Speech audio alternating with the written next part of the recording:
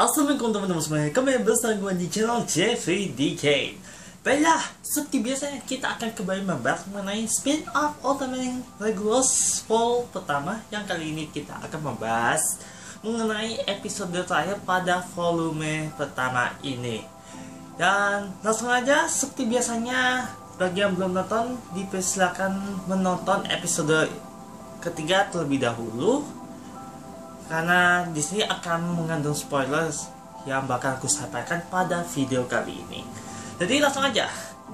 Di video sebelumnya, si Regulus baru saja diselamatkan oleh petarung Cosmobista yang tidak diketahui, yang ternyata dia merupakan petarung Cosmobista yang diasingkan atau dikeluarkan oleh instruktur Porus.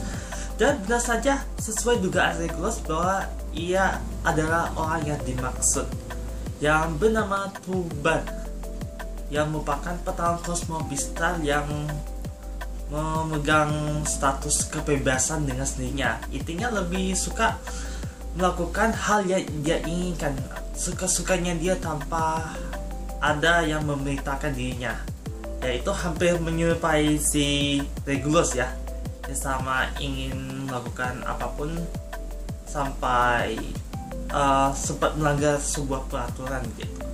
Namun pada pelajaran yang diambil oleh si Tuban pun, dia pun memberikan sedikit ilmu tentang Cosmobista pada Regulus atas permintaannya si Regulus untuk melatih dirinya sebagai petarung Cosmobista. Ya, intinya sebagai pelajaran untuk Regulus agar tidak mengalami nasib yang sama pada dirinya, yaitu si Tuban. Kemudian hari demi hari dia pun berlatih sehari semalam tanpa berhenti. Di siang harinya di tempat pelatihan seperti biasanya, kemudian di malam hari di tempat Tuban berada. Di sini si Regulus jadi sedikit demi sedikit dia jadi mulai mahir dalam memakai teknik ilmu bela diri Cosmobista. Itu berkat ajaran si Tuban yang mendorong lebih jauh agar Regulus menjadi petarung yang bisa diandalkan. Kemudian pada suatu hari, di mana si Regulus sedang melatih teknik yang baru saja dipelajari oleh si Tuban, namun tanpa disadari pertarungan tersebut langsung singkat begitu saja setelah si Porus menyadari akan gerakannya si Regulus yang persis banget dengan apa yang ia lihat pada masa lalunya. Kemudian dengan kecurigaan si Porus ini membuntut si Regulus secara diam-diam, yang dimana dia mengetahui juga bahwa si Tubalah yang sudah melatih si Regulus pada saat itu juga, yang membuat ia sadar bahwa teknik yang baru saja digunakan oleh si Regulus itu ada tekniknya si Tuba. Takutnya akan terjadi hal yang buruk, makanya dia mengikuti si Regulus agar tidak terjadi apa-apa. Intinya sih tidak menginginkan muridnya itu mengalami nasib yang buruk gitu. Ya, maka dari itu dia pun mengikuti si Regulus secara diam-diam, dan benar saja bahwa sesuai dugaannya dia bersama Tuban di tempat ia diasingkan. Pada saat itu juga si Porus dan juga Tuban saling bertarung satu sama lain untuk seolah-olah mereka memegang ego mereka masing-masing. Antara si Porus yang orangnya sangat tegas, disiplin, sedangkan si Tuban sendiri itu dengan tanpa aturan, sebebas-bebasnya dia itu seperti berlawanan, layaknya pertarungan antara naga versus harimau yang persis banget pada legenda, intinya cerita legendanya Cina gitulah, yang diceritakan secara mitos.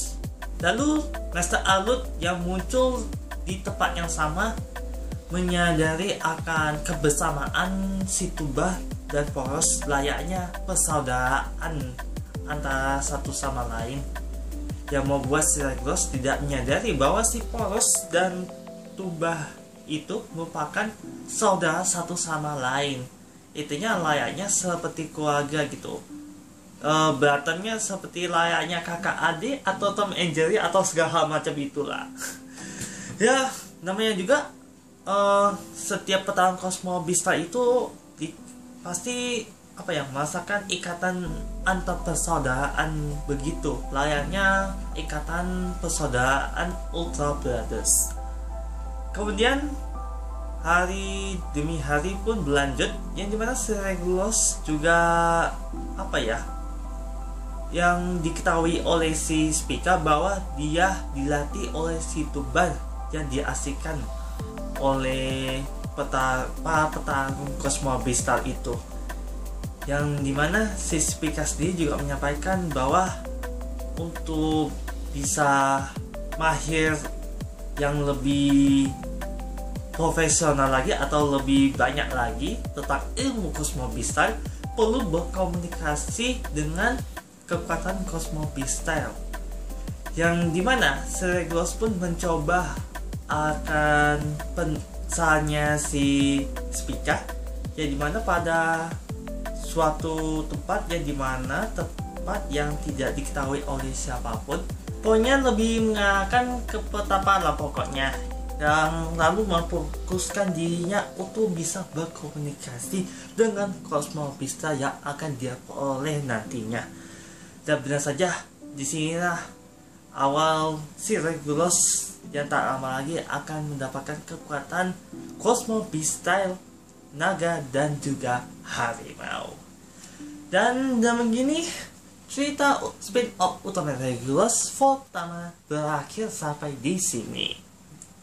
Lalu kemudian ada poin penting juga yang bisa kita dapatkan pada episode kali ini ya, yang dimana kita diperlihatkan tentang si sosok Astra yang secara off-screen ditahan oleh para pasukan alien magma.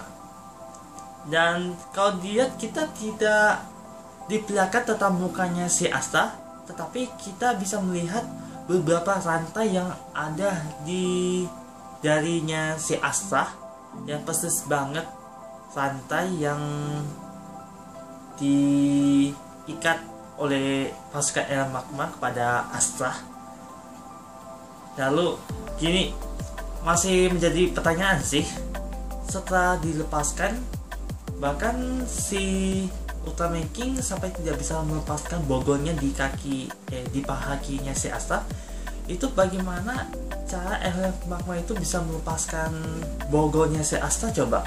Tetapi kalau kita membiarkan bogornya si Astra di bagian paha kakinya itu dilepaskan, nanti gak bakal menjadi sosok Astra yang kita kenal dong.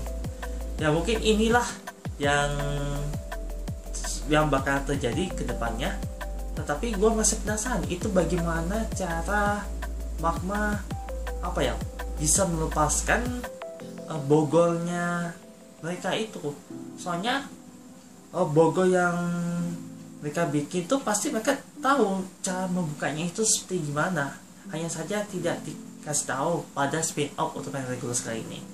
Kemudian ada poin lainnya, yang dimana si Diaz itu sambil membicarakan tentang komunikasi dengan Cosmo Beastar, yang dimana dia menanyakan tentang Cosmo Beastar yang terkuat. Ya, di sini dengan pertanyaannya saja membuat kita merasa begitu yakin bahwa si Diaz itu adalah Diavolo yang dimaksud, karena merasa langsung ketebak begitu aja di volume kali ini. Lalu di volume selanjutnya akan menjadi volume terakhir yang akan menyediakan 3 episode lagi untuk membawa kita ke arah jati dirinya si Regulus. Jadi nantikan aja untuk pembahasan berikutnya di next video. Baiklah, sekali lagi pada teman-teman semuanya yang sudah nonton video kali ini, terima kasih ya. Semoga info yang kusampaikan ini berdasarkan fakta yang kudapatkan. Seperti biasa, jangan lupa like, komen, dan share video ini. Dan untuk mengetahui video ya, dan jangan lupa subscribe di channel YouTube Darko/Jepitcat. Dan apabila berada kesalahan kemarin serta apa yang gue ucapin pada teman-teman itu putus beserta ada info yang gue sampaikan itu ada yang salah alias hoax, mohon dimaafkan sebesar-besarnya dan juga mohon koreksinya. Karena gue bukan makhluk yang sebenar dan yang sebenarnya itu hanya sepecinta Oswaldara.